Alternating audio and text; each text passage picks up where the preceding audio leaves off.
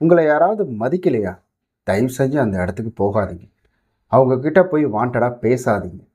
உங்கள கூப்பிடாத இடத்துக்கு போய் நிக்காதீங்க. உங்கள மதிக்காதவங்கள்ட்ட நீங்க போய் பேசாதீங்க. இது உங்களை பெருந்தன்மையா ஆக்கும் அப்படின்னு ஒரு சிலர் சொல்றாங்க. ஆனா அது அப்படி கிடையாது.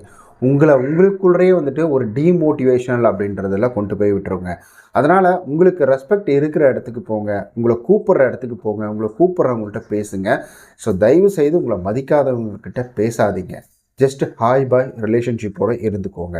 அதே போல் அவங்க கூப்பிடலன்னு உங்களுக்கு கோபம் வருதா? தயவு செஞ்சு அதை கம்மி பண்ணிக்கோங்க.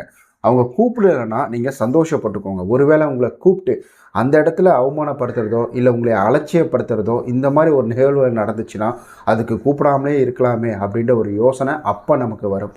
அதனால் அதை நீங்கள் இப்போயே யோசித்து வச்சுக்கோங்க.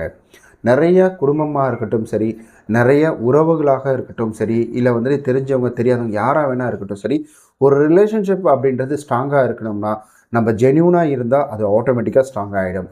அது ஜென்யூன் இல்லாத ஒரு ரிலேஷன்ஷிப்பாக இருந்ததுன்னா எவ்வளவு தான் நீங்கள் முயற்சி செஞ்சாலும் அது நிச்சயமாக நிலைக்காது.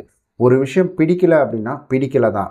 அதை நீங்கள் என்ன தான் வந்துட்டு பசை போட்டு ஒட்ட வச்சாலும் சரி, இல்லை கோந்து போட்டு ஒட்ட வச்சாலும் சரி, அது வந்து உடஞ்சது தான். அதனால் வாழ்க்கையில் ஒரு சில விதமான ஒரு உண்மையை நம்ம புரிஞ்சுக்கணும். ஒரு நிதர்சனமான உண்மையை நம்ம புரிஞ்சுக்கிட்டோம் அப்படின்னா கண்டிப்பாக நம்மளுடைய வாழ்க்கை அப்படின்றது ரொம்ப சுவாரஸ்யமாக போகும். இது போன்ற வந்துட்டு நிறைய லைஃப்க்கு தேவையான வந்துட்டு நிறைய விஷயங்கள் நம்மளுடைய சேனலில் இருக்குது. மோட்டிவேஷனல் வீடியோஸ் இருக்குது. அதெல்லாம் பார்க்கலன்னா மறக்காமல் பார்த்துருங்க.